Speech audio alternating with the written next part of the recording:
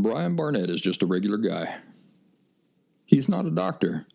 He has no legal license in any field of mental or emotional health. Brian Barnett merely shares the insights he's gained from his personal experiences for anybody who may choose to use such information as he or she personally chooses, while accepting full responsibility for his or her own individual thoughts, feelings, behaviors, and actions. Brian Barnett assumes no responsibility whatsoever for anybody's individual choice to expose himself or herself to any information that Brian Barnett shares, and by listening to this program, you're acknowledging that you, and only you, are responsible for your own thoughts, feelings, and actions. Happy Thursday, everybody. Welcome back to The Last Symptom. I'm Brian Barnett, the creator and host of everything under the Last Symptom banner. I'm coming to you tonight with one eye that is practically swollen shut. And I'll bet you're wondering why I'm recording this with one eye that's half swollen shut. Well, you see, there was this enormous guy with great big old bulging muscles who was picking on this little old lady here in my town. And I stepped up to him and I said, "Pardon me there, mister, but you can't be treating little old ladies that way." And before I knew it, he turned around and punched me so hard that I flew backwards and my body left an indent in the brick wall behind me. Well, as you can imagine, I was mighty sore about that, and I ain't just talking about my joints. So I peeled myself off the brick wall, and then I jumped into him, and as this cloud of furious activity went on, with a fist or a foot appearing out of the dust here and there ever so often, along with these little cartoon stars, I finally got the upper hand on him, and I had him down on the pavement with his fat leg bent up behind his ear, and he started slapping the sidewalk and calling for his mother between clenched teeth. So I let him go, but only after he apologized to the little old lady. Miss Crabtree is her name. She works down at the old corner drugstore. So he apologized to Miss Crabtree, but that sure did not help my eye none. I'm still sitting here with it swollen half shut. All right, I reckon that now you want me to tell you the real reason my eye is swollen. Well, truth is, I had a sty in my lower eyelid, which was just a bear to deal with. And at some point along the way, thinking that my eye was already mostly better from this, I rubbed it pretty good with my finger because it was itching me, and I think that spread the infection up into the upper eyelid. So now I got this upper eyelid that's all swollen and red. But if anybody asks, you tell them the first story, okay? Not the second one, the first one. Anyway, I finally broke down and I saw a doctor today. And she prescribed me some things. And I ain't kidding, within 2 hours after taking these prescribed antibiotics, I could already feel my eyes starting to get better. So, God willing and the creek don't rise, I should have a halfway normal looking face within a day or two. But thank goodness you can't see me at the moment. I'll tell you what I look like. I look like Disney's Quasimodo from The Hunchback of Notre Dame. That's just what I look like. Today's topic is going to be healthy perspectives will not make you become socially withdrawn. It's a response to a recent post on The Last Symptom official Facebook education group. But before we get into that, let me tell you about thelastsymptom.com. This is my website where all my work is centered. There are plenty of free resources there for those who don't want to or can't spend any money, and I hope you'll take advantage of these provisions. Of course, If you have the means and the hankering to support my overall body of work with a donation, I hope you will. You can do that right from thelastsymptom.com. Links to The Last Symptom, official Facebook education group, which I just mentioned a second ago, is available right there at thelastsymptom.com if you're interested in joining that group. It's a healthy library of conversations and information. Free information. Just be sure to answer the mandatory questions to get in. Some of the paid services I offer over at thelastsymptom.com are one-on-one personal phone conversations or Zoom conversations with me. And now, something entirely new. A vastly superior replacement for DBT. I call it the Last Symptom Fundamentals Course, and it is now available for enrollment at thelastsymptom.com in the Paid Services tab. This 2-week prepaid intensive course is an incredible opportunity for you to establish a solid, healthy foundation of insights in your efforts to authentically recover from borderline personality disorder or indeed any other emotional disorder. It's in a structured, fine-tuned format. I currently have a handful of people taking the course, and I'm getting great positive feedback.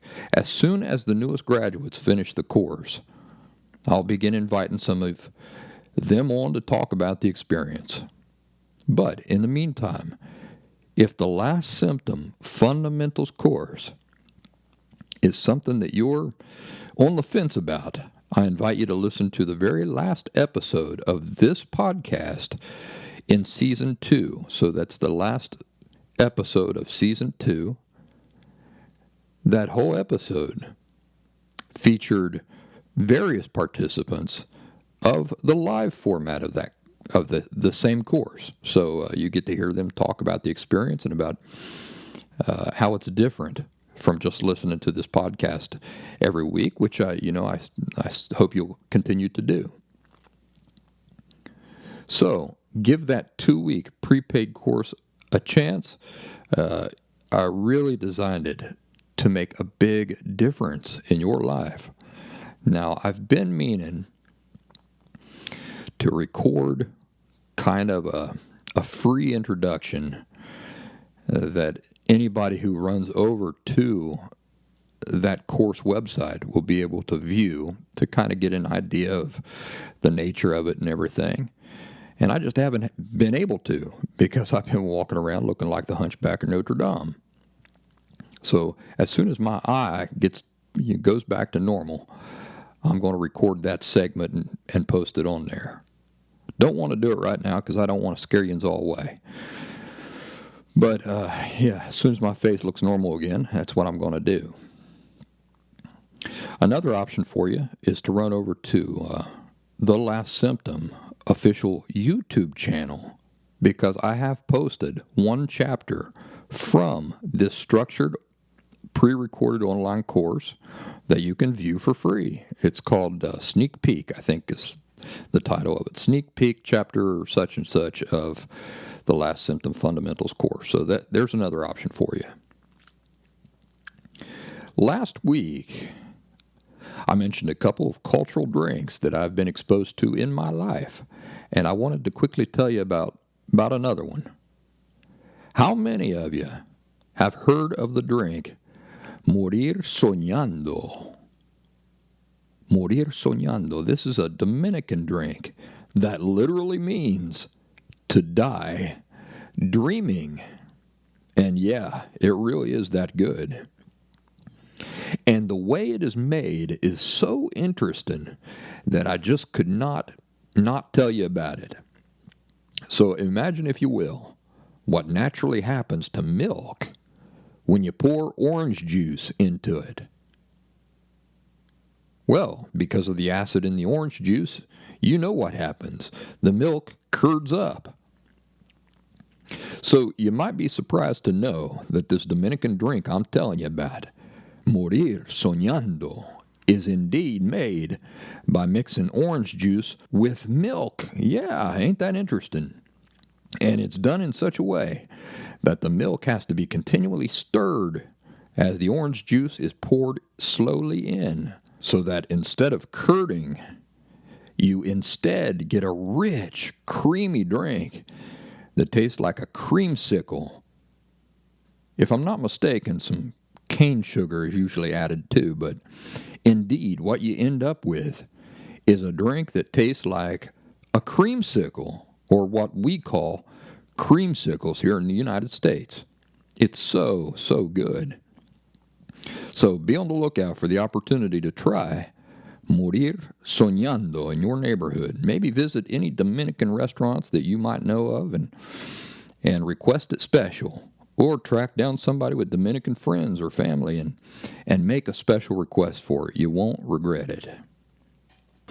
Recently, a member of the Last Symptom Facebook education group posted the following.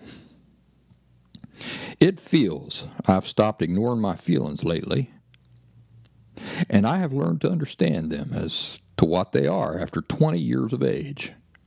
A message. They are relevant. It's very amazing. Initially, it felt counterintuitive, but many things actually fell into place. I became a very high-functioning person in my job, personal life, projects. Before this process, my way of thinking crippled me. It took a lot of energy to do minor things.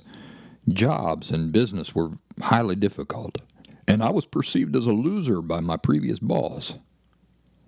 Now I am very active and able to do things with my full potential without forcing myself. I don't get controlled by feelings while ignoring them. I can always choose my response. I know my feelings are inherently important, at least for me. But there is a huge downfall. I've become socially withdrawn because I cannot care. In my previous workplace, people perceived me as a fake person with attitude. When I was emotionally unstable a year or so ago, I only showed feelings I chose to show. But now I reveal my authentic feelings, which I think portrays me as arrogant and lands me in conflict with higher authorities. So, I have adopted by living alone without any personal relationships and doing things on my own. It's very stable, but it also feels very unhealthy. So, a lot of good things in that, but some corrections to make as well. So let's get into it. This is my response. Thank you for this post. First of all, congratulations on the progress you've made in recognizing that your feelings are messages and that they matter. Yeah, your feelings always matter. Just like feeling a tap on your shoulder always matters. You know, you have to turn around and see where that tap on the shoulder is coming from and why. I like the subtle point he made here that at least for me, he says, at least for me, my feelings are inherently important. This was a nice observation. You see, not everybody is going to see value in our feelings. That don't mean that our feelings don't have value. Consider this. Do you know what it means when other individuals do not perceive value in the feelings of another person? Think about that.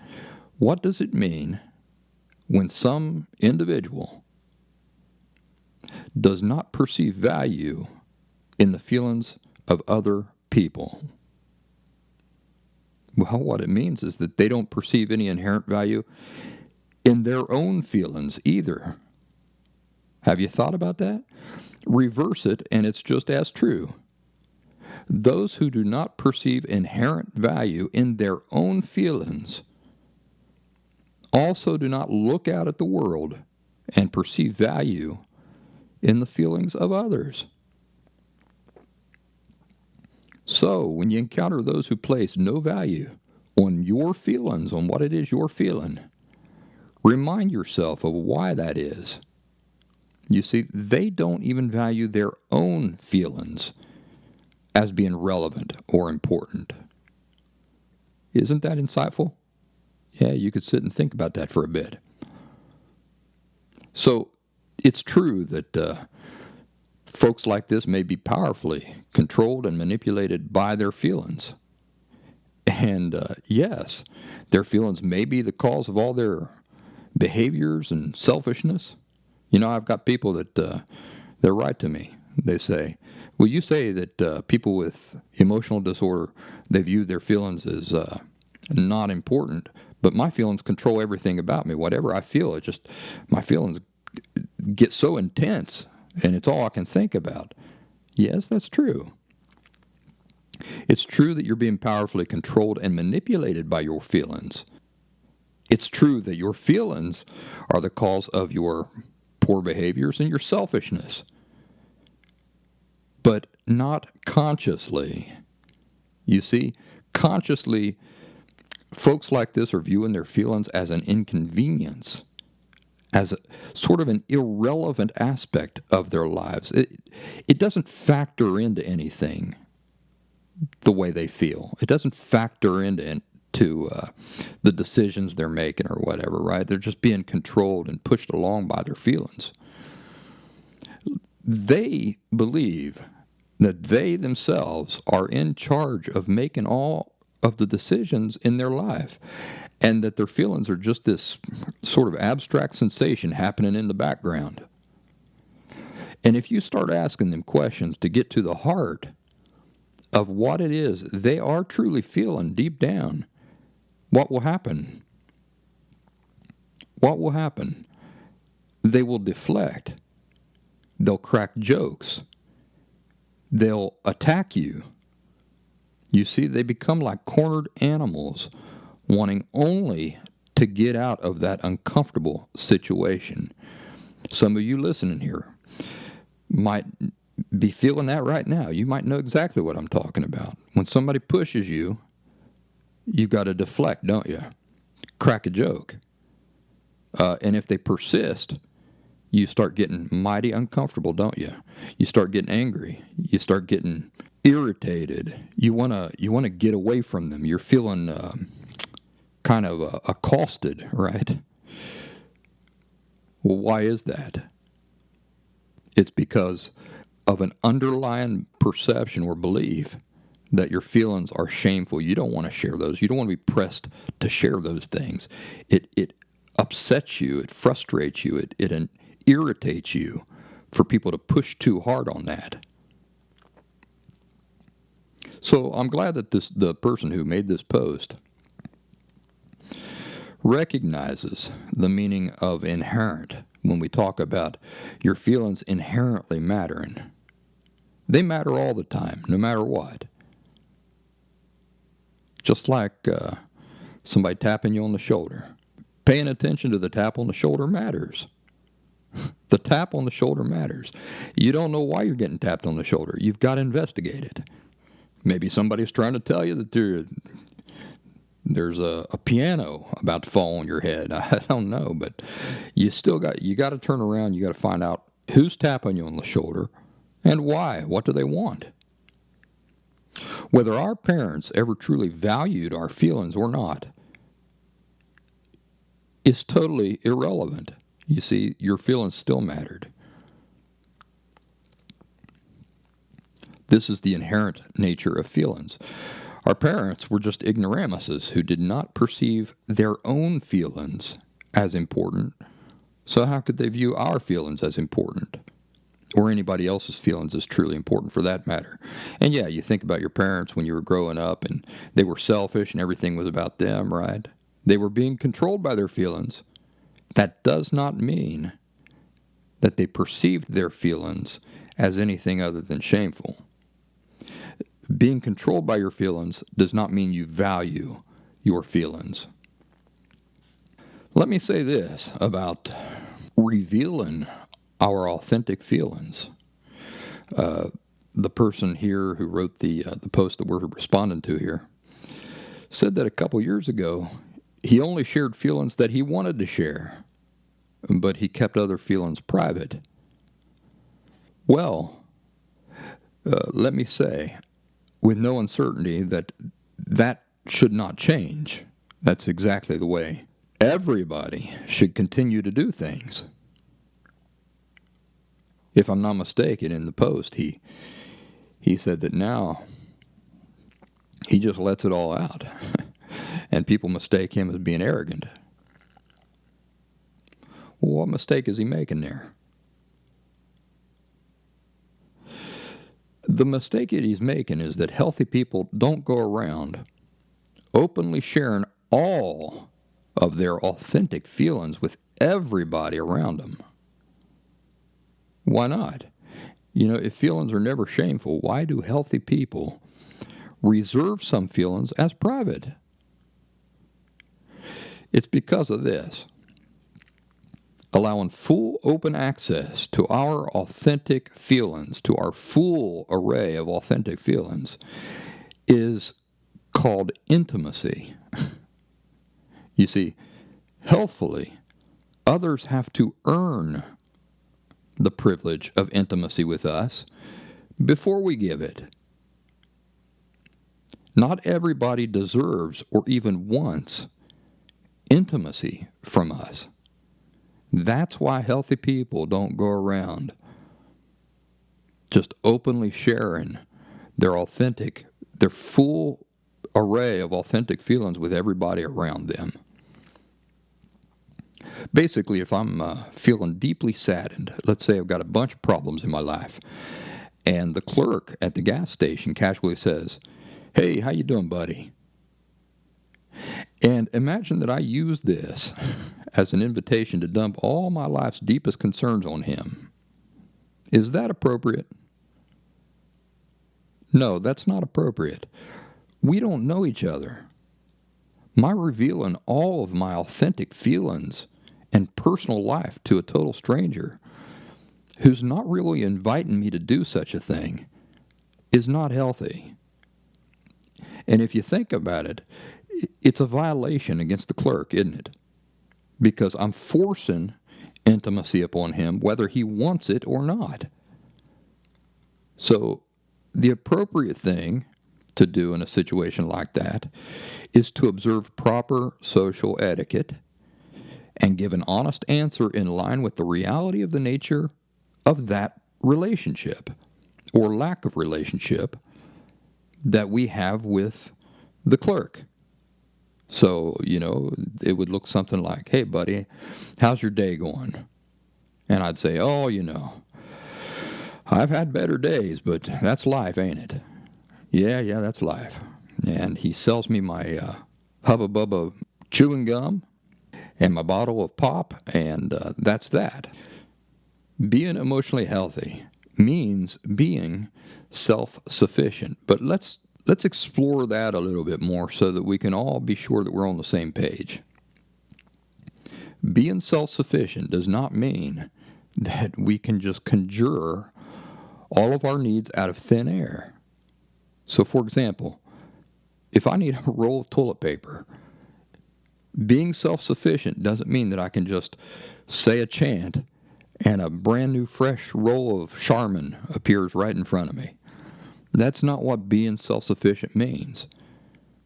What it does mean is that I can recognize that I need a roll of toilet paper. And then I can proactively work to get my need met. So what can I do? I can go to the store and I can buy myself a roll of toilet paper. What if I don't have money for toilet paper? Well, I'm capable of doing what I need to do to earn enough money to go and then buy myself some toilet paper, aren't I? I'm capable of doing that. I'm smart enough to know that I need to do it. That is self-sufficiency. Even if I have to go to a friend and say, "Listen, this is really embarrassing, but I don't have money for toilet paper and I'm plumb out. Can you help a friend out?" That is still proactively working to get my need met, ain't it? So in that sense, I'm self-sufficient. So we can't just conjure our needs out of thin air. But here are a few things it does mean. Number one, we can provide our own sympathy, empathy, compassion, patience, care, forgiveness, acceptance, to ourselves. Have you ever thought about that? How often, when you're feeling needy, do you turn to yourself first and say, I'm going to take responsibility for fulfilling this need myself? Or do you immediately run out to a therapist or to a sympathetic friend? How often do you turn to yourself first? It's an important question because that responsibility primarily belongs to you yourself. Did you know that? So we can provide our own sympathy, empathy, compassion, patience, care, forgiveness, acceptance to ourself, because this is one of our primary responsibilities that we live with, whether we know it or not. So we don't need others to do it for us. You see, only unhealthy people see other people as being primarily responsible for these things. Number 2, we can provide our own intimacy to ourselves first. How often have you thought about that? You're feeling lonely. How often do you say, boy, I feel lonely. I'm going to spend a day with myself. Maybe not something that you thought about, but it is primarily it's your primary responsibility, not anybody else's. It's your primary responsibility to provide yourself that, to be the fulfiller of those things yourself, right? Everything that you can apply, everything you can think of that other people provide you and that you go to them for, you should be trying to provide yourself that first. What is intimacy? Well, intimacy is getting to know yourself, right? Or it's allowing another person to see the real you, flaws and all, your authentic feelings, your weaknesses, things that you perceive are negative about yourself, and yet you let a person in to see those things.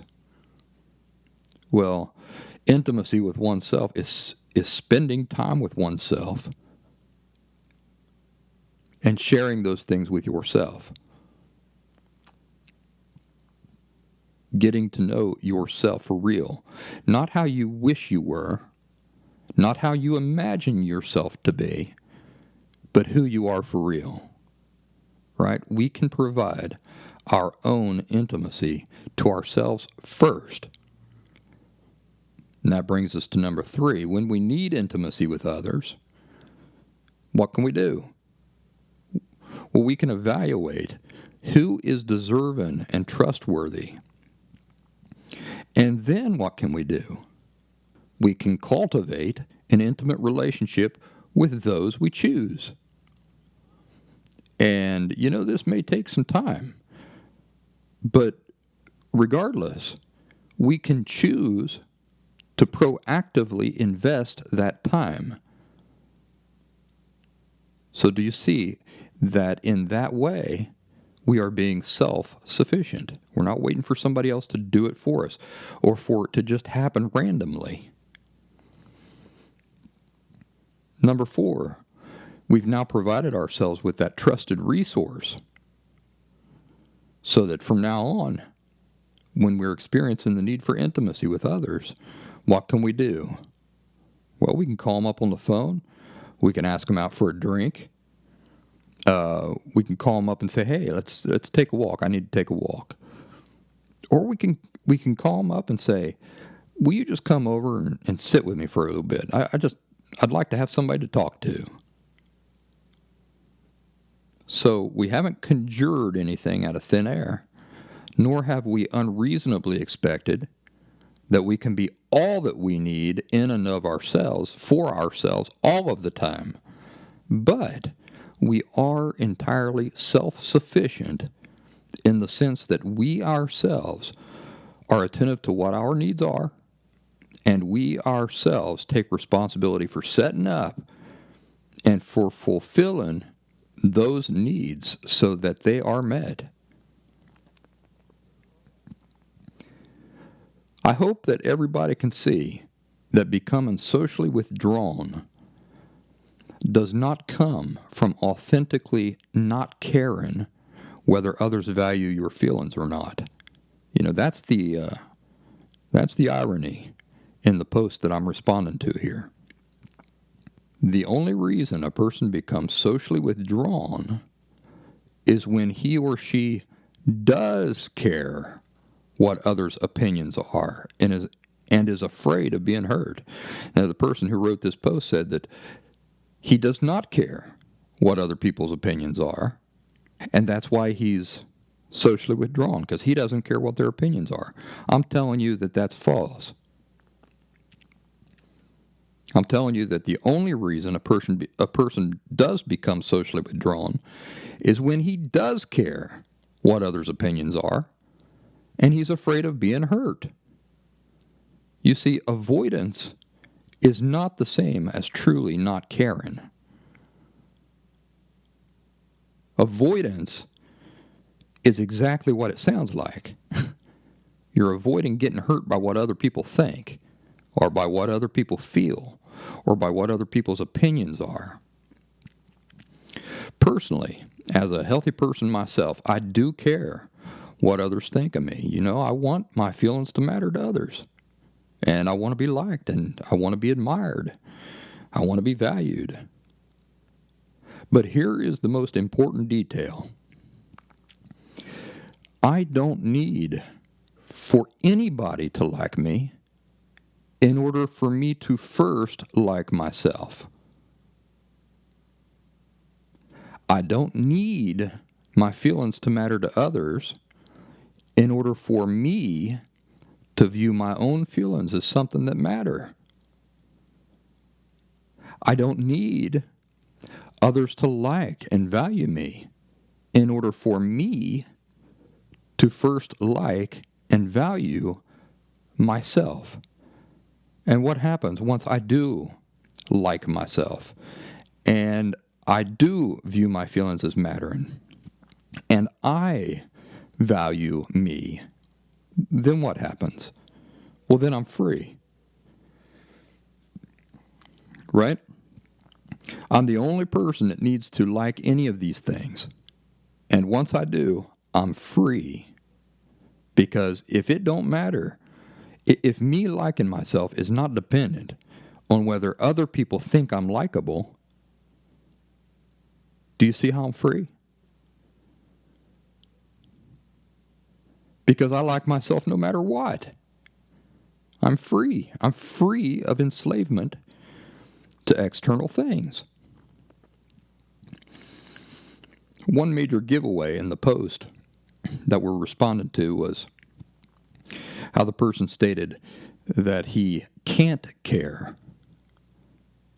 Right? He can't care what other people think. Well, it don't take a rocket scientist to follow that thought through to its end. I can't care because I can't take that risk. I don't want the disappointment and the hurt. So the person who wrote this post, even though making good progress, it seems like, does still care in an unhealthy way what other people think. You see, he's still evaluating himself based on external influences such as what other people's opinions or views are. And this means that he has not yet truly learned to perceive the value of his feelings and his own value correctly on an inherent level. Do you see that as soon as anybody that you are able to do this, perceive your feelings' value and your own value truly as inherent in nature, then you're free. Other people's views and opinions to the contrary cannot have any effect whatsoever on what one perceives is an inherent truth. You know, gravity isn't only real because my next door neighbor believes it's real. Right? It's real no matter what he believes. That's the truth about the value of your feelings and of your value too.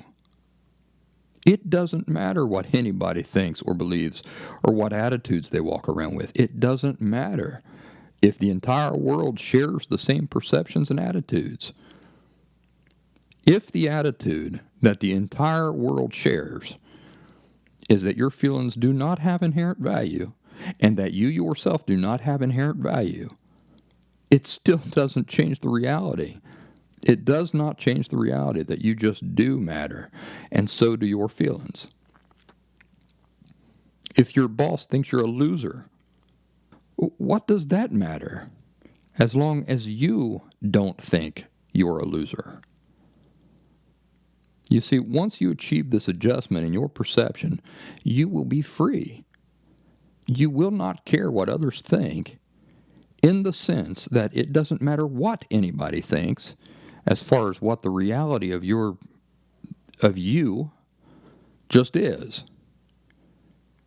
But you will healthfully care in the sense that it's nice when others value us. Another interesting, healthy, naturally resulting consequence in this adjustment in your perception will be that whoever does value your feelings and values you as a person, well, those will be the only relevant people in your life. You see, nobody else will be relevant. And when I say that, I mean as far as how your perception of things are, nobody else will be relevant as far as your perception of things, because you will understand that those people exist in ignorance and unhealth. Therefore, their opinions of things like your worth and your feelings' worth are totally and utterly irrelevant. You know, it's like I don't place value on what somebody who has never in their life been to Spain thinks about what it's like to live in Spain, do I? And why not? Because without having ever lived in Spain, their opinion of what it's like to live in Spain is totally irrelevant. Or how about this? How about somebody who thinks that the rockets that take astronauts up to the International Space Station, that those rockets should be powered with 3 AA batteries? Does the scientist who works with the rockets and knows exactly what the escape velocity is to leave Earth, how much energy it takes to lift a rocket, all the cargo that's on that rocket, does he pay any mind to somebody who says, you guys are just wasting all that fuel, you should just use 3 AA batteries? Yeah, just stick 3 AA Duracell batteries in there. That should do it. Does he even stop to entertain what that person's saying? No. And why not? Because he knows that the person is just speaking out of their rear end. They don't know what they're talking about. So it's the same with my feelings. Anybody out there who lives with the attitudes that my feelings are shameful or that I'm shameful is an unhealthy person. They don't even slightly comprehend the true nature of feelings. So why on earth would their opinion about my feelings have any effect on me? It wouldn't, and it doesn't. The same with walking into a room full of people. All right, it would be nice if I walked into applause into every room full of people that I visit. But I don't evaluate my worth on such a thing. You see, if there are people in that crowd who are thinking critically of me, their attitudes and opinions simply aren't relevant at all. You see, nobody's opinion is relevant whatsoever as far as what my value as a person just is. They either understand the value I live with or they don't. And if they don't, nothing they have to say about it is relevant to me. You see, it just totally frees you. So it doesn't cause you this accurate understanding about inherent worth, the inherent worth that your feelings have and the inherent worth that you just have. This doesn't cause you to self-isolate. You see, it has the exact the exact opposite effect. It frees you. It allows you to freely go out and interact with the world, because none of the myriads of opinions and thoughts out there have any bearing whatsoever on your perception of what is simply your inherent value as a person and the value in the things that you feel. And I'm right there with all of you. I used to, well, let's put it this way. What other people thought of me and other people's perceptions of me used to be overwhelmingly on my mind all the time. But why was that? It was because I thought my value came from them. Now that I understand that my value doesn't come from anybody, even if everybody listening to this show right now hates my guts, it doesn't have any bearing whatsoever on my value as a person at all. So people are free to feel whatever they feel. They're free to have whatever opinions they want to have about me. And that's fine, but it doesn't have any bearing whatsoever on just the reality of that I have value, and I'm trying to help all you too get to that place. So I appreciated the post. I thought it was a great opportunity to iron some of these things out, and I think we've done that. So today's Thursday, for real this time. Last week I recorded on Friday, but today is actually Thursday. And I just want to wish all of you a wonderful weekend. You know what it means. It means you got to do something nice for yourself. You do that when you like yourself, right? You do that for anybody that you genuinely like.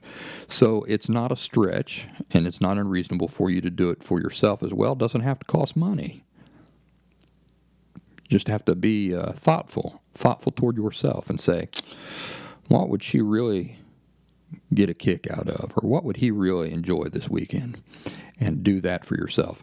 I've been on this diet for now a full month and almost 2 weeks, and I've dropped 20 pounds. So I'm thinking that I might reward myself this weekend to a pizza and maybe a couple glasses of good old Kentucky bourbon. But we'll see. I've already dropped down a couple pant sizes, and that feels good. And I don't know about you, but whenever I have a cheat day, the next day is always a real exercise in self-control to get right back to eating well again, to eating healthy again. So I'm not sure I'm going to go with the pizza and the bourbon, but it has been calling my name, so we'll see. Well, folks, I want to thank you again for listening to the show. Please seriously consider taking the Last Symptom Fundamentals course. Everything you need is over there at thelastsymptom.com. I understand it's a little bit expensive for some people. It's $450. But I'd just like to remind you that that's the cost of 3 one-hour phone calls with me. The course gives you about 28 hours, 25 hours, something like that. It's a 2-week course. You get access to it for 7 months. And it does what I could never do in this show. It does what I could never do at a 1-hour phone call, which is lay out the entirety of things for you so that all of these puzzle pieces begin to come together, and then by the end, you've got a solid foundation upon which you can continue to layer upon. So I just wanted to remind you about that again, not to hassle you about it or anything like that, but the reason why I'm pushing it is because I worked very hard on it, and I think it has some really great potential to truly make a difference in your life. So, I'm just trying to be helpful. Ladies and gentlemen, have a wonderful weekend. This is Brian Barnett signing off. Thanks for listening. I'll see you next week, I reckon. Same place, same time.